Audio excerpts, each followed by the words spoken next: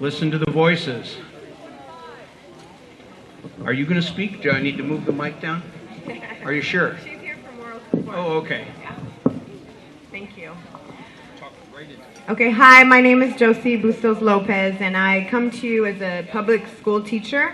I've been teaching for 13 years for the public education system, and I just want to say, you know, what happened to the whole thing about the children are our future? You know, every year since I started teaching, they tell us, oh, we're going to cut this. You know, we're cutting the arts, we're cutting music, we're cutting, you know, and it's down to reading, writing, and math, reading, writing, and math. Well, these kids have been bored to pieces because we don't incorporate all this. Well, I do, but a lot of us are told not to do it. And, you know, what's going to happen to those future artists and future poets and future, you know, kids that need to use their mind for more than just bubbling, you know, just filling in bubbles? What good is that?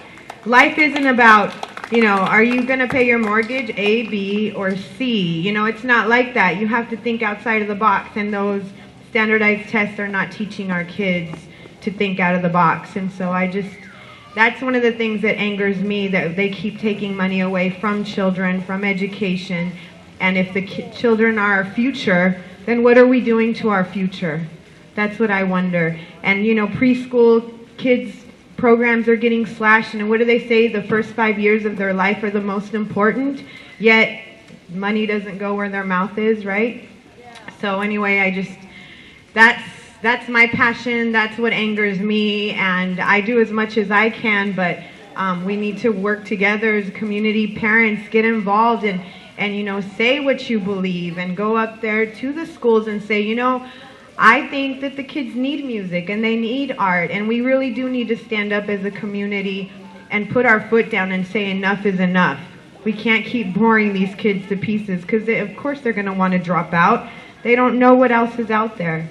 So thank you for listening, and I hope that we can keep this going and that people will stand up for their rights. When I came to Visalia in the 70s, we were fighting the war on poverty. We're still fighting, but poverty's still winning. And Bill, thank you so much for your mentoring. Thank you, folks. I'm Bill Lovett. I've been a radical peace actionist since I graduated from high school in 1942. And I'm seeing a lot of anger here today, and I think anger, when well controlled and directed, is something we need, and I share that anger. But I wanted to share a little message with you. When our son was about 16 years old, we bought the farm, now known as Quaker Oaks Farm, and we sat down, we said, well, let's have a kind of a plan, a 5-year plan and a 10-year plan for how we're going to use this beautiful acreage. Well, my son shocked me. He'd been with us to peace demonstrations and all the action things, and this was during the Cold War, Vietnam War and all that. He said, what's the use of a 10-year plan when the world is not going to last that long?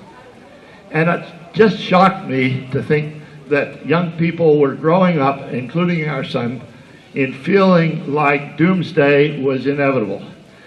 And so I wanted to share this with you. Unfortunately, my son was righter than I want to admit. He was coming home from work when he was a senior in high school, and he was struck and killed by a drunk driver. And that was just devastating to us. But what I really wanted to share with you is that anger is a very important quality in our lives, but I feel like maybe we've erred on with our son in not talking about the alternative of love and caring and sharing, because the world is so full of anger, and we see it bursting out, and for a lot of good causes. But it scares me to think that young people are feeling hopeless and will do desperate things when what we need is to help be a part of a loving, caring, sharing world. And of course, that's sharing is what our protests here are about. But just make sure that not only do we hate violence, but we should not hate the person who mistakenly espouses violence. Hate the sin, not the sinner, is what I'm trying to say.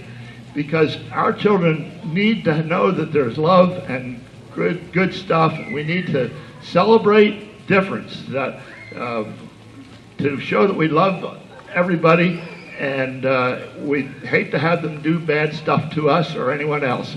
So I just want to, kind of say, be sure your neighbors, the people that sometimes you're at odds with, get a nice smile and a chance to share ideas, and that way we can build a world of caring and love instead of just everybody hustling each other to try and change it. And I just want to say that the value of human life is we're God's children, and we need to recognize that so is everybody else. Thank you very much.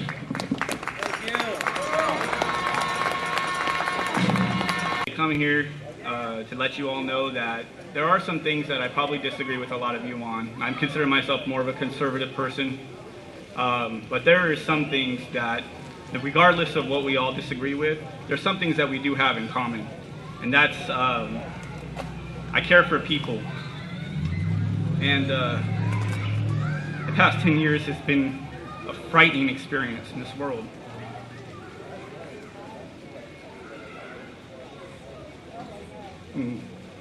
Countless people have died. Thousands, hundreds of thousands of people are being slaughtered regularly.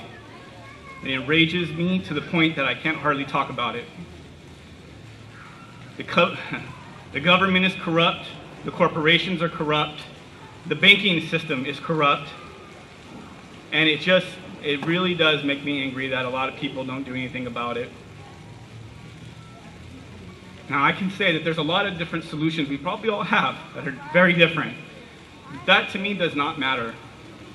Because any solution is better than doing nothing and letting this continue the way it's been going. It has to stop.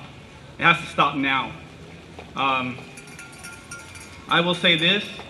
If you guys want to be here every weekend, I will be here with you every weekend. To the extent that it's in my power to do so. I got a lot of flack from people who are friends of mine who are conservative who said, oh, that's just a bunch of liberals and this and that. And I partially almost thought about not coming, I'll be honest with you. But when I heard the press release from the people organizing in Wall Street, and I said, you know what? That's 100% spot on. Nobody will disagree with it. We have a serious problem. It's not going to solve itself. It's not. And us not doing anything about it is not an option. We will lose our money. We will go broke. We will not get the health care we need. The people of the world will continue to be slaughtered. It's unacceptable. And so I just want to let you know that even though I disagree with you, I'm encouraging everybody I know to look past those parts. Look to the part that we all agree with, which is it's just wrong. What's going on is just wrong. And we need to be here and we need to stand together. Everybody, I'm Dietrich. There's a couple things that I wanted to say that haven't been said yet, and of course there's a lot of things that have been said that needed to be said. Well, I'm going to go through, first of all, we'll talk about the banks. Second of all, let's talk about how we can change and what we can do to change what's going on right now. And then let's talk about education and how we can, well, educate people. First of all, I'm on my soapbox. I'm sick of banks being able to ride and borrow and create debt off of nothing, off of the hard work that we do. Yeah. Every single dollar that we put in a bank account, they can take and almost borrow over at least 100%, over 1,000% of that single dollar that we put. So every dollar just compounds and compounds, and all it does is create debt that we have to pay for through virtual money, and money is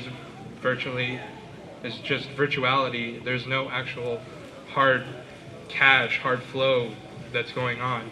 So we got to stop and take a look and pull out all the stops. Stop putting money into banks like we were talking about before. Go through and withdraw and close out our accounts. So therefore, they can't keep making money off of us. But let's look at to what we can do locally and on a national level. I'm collecting registration voters if you need to re-register or not. There's a couple of things that can be like I've heard today that, oh, I don't want to vote. Oh, I don't feel like voting. Well, there's a lot of things on the local level that we need to look at. As I've heard before, there's people in city council that don't want to let people get hired that are discriminated against, criminals that are discriminated against other people, that we need to change that. We need to start on a local level. The only way that we can do it is through micro-political action. So therefore, we need to get registered and vote locally. It doesn't really matter if we vote for president or not, but we do have influence in our community right here. So if you're not registered to vote, please do so. I have voter registration forms. I am not party affiliated. I did not register through a party. I don't like voting in primaries. And as you know, California is closed primaries, so it doesn't really matter. But with that, with changing and trying to do micro-political things, we must educate every single person that we know. We need to tell them, it doesn't matter if they agree with us or not, but as long as they know that the banks can keep doing this, that corporations are doing this, that everybody else is just creating money and all these problems, as long as they're informed and they have the ability to make the choice whether or not they want to act upon that. But without people, without information that the mass media isn't giving them, we must do it ourselves and take action by ourselves. And that's what I have to say. Thanks. You have noticed we've got some big problems with our nation as a whole. And I just want to ask, I mean, I guess I want to talk as though, because there are a lot of people here in Visalia that are not here today, not just because they didn't know, but because they disagree with, you know, the whole movement kind of thing. And I kind of want to speak as if they were here, because, I don't know, hopefully, even if this message reaches one of them and they change their mind about it, then it'll be worth it. So there's a problem, and that's something, you know, that's something I think they'll all agree with. Does anyone think that our Congress is going to fix it? Anybody? No? Okay. And we all know, obviously, we've established that they beg and plead for money, corporate money, to get their, you know, funding and their, to get elected. And nothing is going to change as long as they can be cut off from that. If they vote against something that their sponsors disagree with, you know, it's just not going to change. And another big issue is revolving door kind of politics, like when the Comcast and was it NBC merger, when that was up for approval, and one of the people voting on that, voting to approve it, was then hired after she left the committee to vote, hired as a lobbyist for Comcast, you know, for her inside knowledge of how the system works. And so it's just like people's, you know, we're not being represented in the way that we're supposed to be. I can't afford a lobbyist. I don't know if any of you can.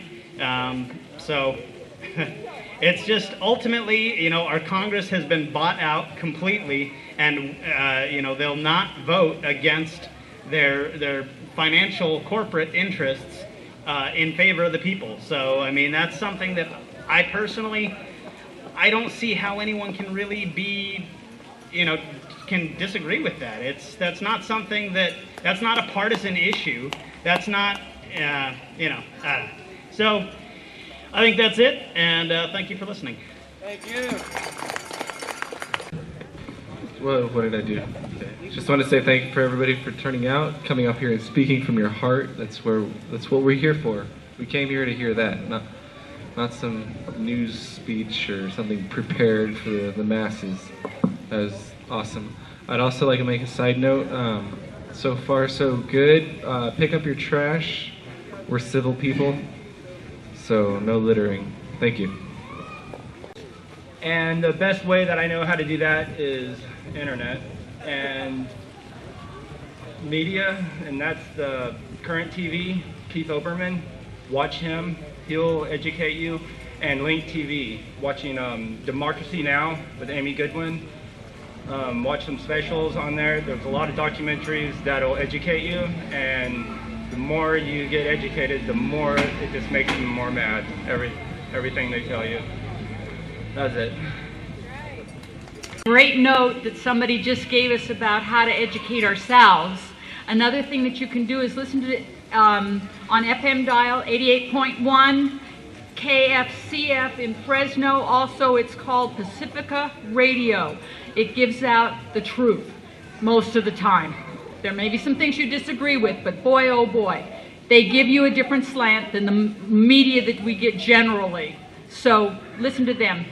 In New York City, we are here to support what they are doing there, what they are doing in Wall Street, what they are doing in LA, San Francisco, and around the world. We're here to support that effort. What we need to do is, what do we do next? If we do nothing else from today, when we walk away, we need to have that in our heads, and we need to start planning. What are we going to do next? What's important? What can we do here in our community? That's the most important. I am going to my granddaughter's kindergarten class and volunteering 2 days a week to help that teacher have more time for the kids in her classroom, because she's got 30 kids in her classroom where it used to be 20 when I was teaching. We have to be good to our teachers. We have to make it so that they can be good to our kids, so that our kids get a decent education. Let's think about what do we do next here in Visalia and get it done.